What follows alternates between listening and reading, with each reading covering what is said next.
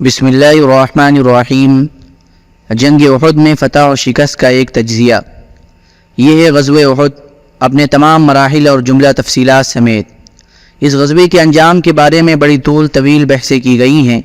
کہ آیا اسے مسلمانوں کی شکست سے تعبیر کیا جائے یا نہیں۔ جہاں تک حقائق کا تعلق ہے تو اس میں شبہ نہیں کہ جنگ کے دوسرے راؤنڈ میں مشرکین کو برتری حاصل تھی اور میدان جنگ انہی کے ہاتھ تھا۔ جانی نقصان بھی مسلمانوں ہی کا زیادہ ہوا اور زیادہ خوفناک شکل میں ہوا، اور مسلمانوں کا کم از کم ایک گروہ یقیناً شکست کھا کر بھاگا اور جنگ کی رفتار مکی لشکر کے حق میں رہی۔ لیکن ان سب کے باوجود بعض امور ایسے ہیں جن کی بنا پر ہم اسے مشرکین کی فتح سے تعبیر نہیں کر سکتے۔ ایک تو یہی بات قطعی طور پر معلوم ہے کہ مکی لشکر مسلمانوں کے قیام پر قابل نہیں ہو سکا تھا، اور مدنی لشکر کے بڑے حصے نے سخت اتل پتل اور بدنظمی کے باوجود فرار نہیں اختیار کیا تھا، بلکہ انتہائی دلیری سے لڑتے ہوئے اپنے سپہ سالار کے پاس جمع ہو گیا تھا۔ نیز مسلمانوں کا پلہ اس حد تک ہلکا نہیں ہوا تھا کہ مکی لشکر ان کا تعاقب کرتا۔ علاوہ ازیں کوئی ایک بھی مسلمان کافروں کی قید میں نہیں گیا، نہ کفار نے کوئی مال غنیمت حاصل کیا۔ پھر کفار جنگ کے تیسرے راؤنڈ کے لیے تیار نہیں ہوئے، حالانکہ اسلامی لشکر ابھی کیمپ میں ہی تھا۔ علاوہ ازیں کفار نے میدان جنگ میں 1 یا 2 دن یا 3 دن قیام نہیں کیا، حالانکہ اس زمانے میں فاتحین کا یہ دستور تھا اور فتح کی ایک نہایت ضروری علامت تھی، مگر کفار نے فوراً واپسی کی راہ اختیار کی اور مسلمانوں سے پہلے ہی میدان جنگ خالی کر دیا۔ نیز انہیں بچے قید کرنے اور مال لوٹنے کے لیے مدینے میں داخل ہونے کی جرات نہ ہوئی، حالانکہ یہ شہر چند ہی قدم کے فاصلے پر تھا اور فوج سے مکمل طور پر خالی اور ایک دم کھلا پڑا تھا، اور راستے میں کوئی رکاوٹ نہ تھی۔ ان ساری باتوں کا ماحصل یہ ہے کہ قریش کو زیادہ سے زیادہ صرف یہ حاصل ہوا کہ انہوں نے ایک وقتی موقع سے فائدہ اٹھا کر مسلمانوں کو ذرا سخت قسم کی زک پہنچا دی، ورنہ اسلامی لشکر کو نرغے میں لینے کے بعد اسے کلی طور پر قتل یا قید کر لینے کا جو فائدہ انہیں جنگی نقطہ نظر سے لازماً حاصل ہونا چاہیے تھا، اس میں وہ ناکام رہے، اور اسلامی لشکر قدرے بڑے خسارے کے باوجود نرغہ توڑ کر نکل گیا۔ اور اس طرح کا خسارہ تو بہت سی دفعہ خود فاتحین کو برداشت کرنا پڑتا ہے، اس لیے اس معاملے کو مشرکین کی فتح سے تعبیر نہیں کیا جا سکتا، بلکہ واپسی کے لیے ابو سفیان کی عجلت اس بات کی غماز ہے کہ اسے خطرہ تھا کہ اگر جنگ کا تیسرا دور شروع ہو گیا تو اس کا لشکر سخت تباہی اور شکست سے دوچار ہو جائے گا۔ اس بات کی مزید تائید ابو سفیان کی اس موقف سے ہوتی ہے جو اس نے غزوہ حمراء الاسد کے تئیں اختیار کیا تھا۔ ایسی صورت میں ہم اس غزوے کو کسی ایک فریق کی فتح اور دوسرے کی شکست سے تعبیر کرنے کے بجائے غیر فیصلہ کن جنگ کہہ سکتے ہیں، جس میں ہر فریق نے کامیابی اور خسارے سے اپنا اپنا حصہ حاصل کیا،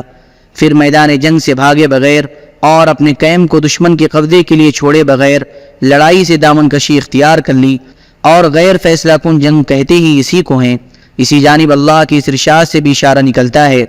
وَلَا تَهِنُوا فِي ابْتِغَاءِ الْقَوْمِ إِن تَكُونُوا تَأْلَمُونَ فَإِنَّهُمْ يَأْلَمُونَ كَمَا تَأْلَمُونَ وَتَرْجُونَ مِنَ اللَّهِ مَا لَا يَرْجُونَ۔ قوم مشرکین کے تعاقب میں ڈھیلے نہ پڑو، اگر تم الم محسوس کر رہے ہو تو تمہاری طرح وہ بھی الم محسوس کر رہے ہیں، اور تم لوگ اللہ سے اس چیز کی امید رکھتے ہو جس کی وہ امید نہیں رکھتے۔ اس آیت میں اللہ تعالیٰ نے ضرر پہنچانے اور ضرر محسوس کرنے میں ایک لشکر کو دوسرے لشکر سے تشبیہ دی ہے، جس کا مفاد یہ ہے کہ دونوں فریق کے موقف متماثل تھے اور دونوں فریق اس حالت میں واپس ہوئے تھے کہ کوئی بھی غالب نہ تھا۔ اس غزوے پر قرآن کا تفسیرہ۔ بعد میں قرآن مجید نازل ہوا تو اس میں اس معرکے کے ایک ایک مرحلے پر روشنی ڈالی گئی اور تفسیرہ کرتے ہوئے ان اسباب کی نشاندہی کی گئی جس کے نتیجے میں مسلمانوں کو اس عظیم خسارے سے دوچار ہونا پڑا تھا، اور بتلایا گیا کہ اس طرح کے فیصلہ کن مواقع پر اہل ایمان اور یہ امت جسے دوسروں کے مقابل خیر امت ہونے کا امتیاز حاصل ہے، جن اونچے اور اہم مقاصد کے حصول کے لیے وجود میں لائی گئی ہے، ان کے لحاظ سے بھی اہل ایمان کے مختلف گروہوں میں کیا کیا کمزوریاں رہ گئیں۔ اسی طرح قرآن مجید نے منافقین کا موقف ذکر کرتے ہوئے ان کی حقیقت بے نقاب کی، ان کے سینوں میں خدا اور رسول کے خلاف چھپی ہوئی عداوت کا پردہ فاش کیا، اور سادہ لوح مسلمانوں میں ان منافقین اور ان کے بھائی یہود نے جو وسوسے پھیلا رکھے تھے ان کا ازالہ فرمایا، اور ان قابل ستائش حکمتوں اور مقاصد کی طرف اشارہ فرمایا جو اس معرکے کا حاصل تھیں۔ اسی معرکے کے متعلق سورہ آل عمران کی 60 آیتیں نازل ہوئیں۔ سب سے پہلے معرکے کے ابتدائی مرحلے کا ذکر کیا گیا، ارشاد ہوا وَإِذْ غَدَوْتَ مِنْ أَهْلِكَ تُبَوِّئُ الْمُؤْمِنِينَ مَقَاعِدَ لِلْقِتَالِ، یاد کرو جب تم اپنے گھر سے نکل کر میدان احد میں گئے اور وہاں مومنین کو قتال کے لیے جا بجا مقرر کر رہے تھے۔ پھر اخیر میں اس معرکے کے نتائج اور حکمت پر ایک جامع روشنی ڈالی گئی، ارشاد ہوا مَا كَانَ اللَّهُ لِيَذَرَ الْمُؤْمِنِينَ عَلَى مَا أَنْتُمْ عَلَيْهِ حَتَّى يَمِيزَ الْخَبِيثَ مِنَ الطَّيِّبِ وَمَا كَانَ اللَّهُ لِيُطْلِعَكُمْ عَلَى الْغَيْبِ وَلَكِنَّ اللَّهَ يَجْتَبِي مِنْ رُسُلِهِ مَنْ يَشَاءُ فَآمِنُوا بِاللَّهِ وَرُسُلِهِ وَإِن تُؤْمِنُوا وَتَتَّقُوا فَلَكُمْ أَجْرٌ عَظِيمٌ۔ ایسا نہیں ہو سکتا کہ اللہ مومنین کو اسی حالت پر چھوڑ دے جس پر تم لوگ ہو، یہاں تک کہ خبیث کو پاکیزہ سے الگ کر دے، اور ایسا نہیں ہو سکتا کہ اللہ تمہیں غیب پر مطلع کرے، لیکن وہ اپنے پیغمبروں میں سے جسے چاہتا ہے منتخب کر لیتا ہے۔ بس اللہ اور اس کے رسولوں پر ایمان لاؤ، اور اگر تم ایمان لائے اور تقوی اختیار کیا تو تمہارے لیے بڑا اجر ہے۔ غزوے میں کار فرما خدائی مقاصد اور حکمتیں۔ علامہ ابن قیم نے اس عنوان پر بہت تفصیل سے لکھا ہے۔ حافظ ابن حجر رحمہ اللہ فرماتے ہیں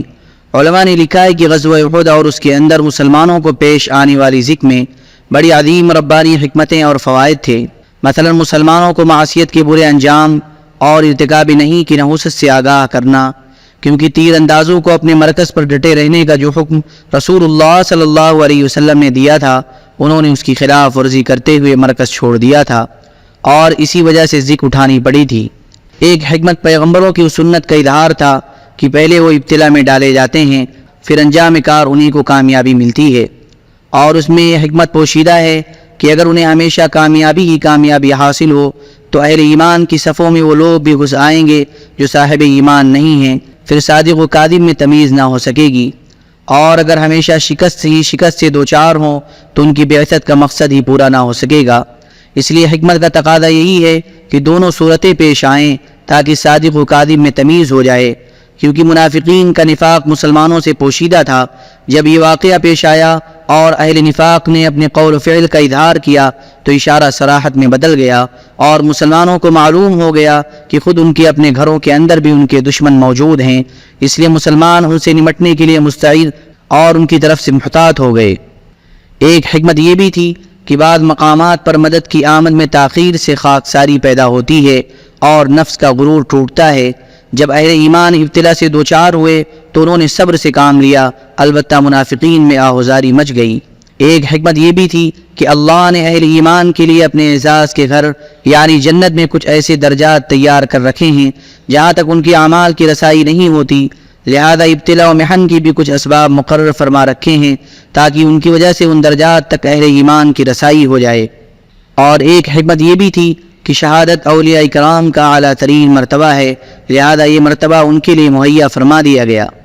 اور ایک حکمت یہ بھی تھی کہ اللہ اپنے دشمنوں کو ہلاک کرنا چاہتا تھا، لہذا ان کے لیے اس کے اسباب بھی فراہم کر دیے، یعنی کفر، ظلم اور اولیاء اللہ کی اذا رسانی میں حد سے بڑھی ہوئی سرکشی۔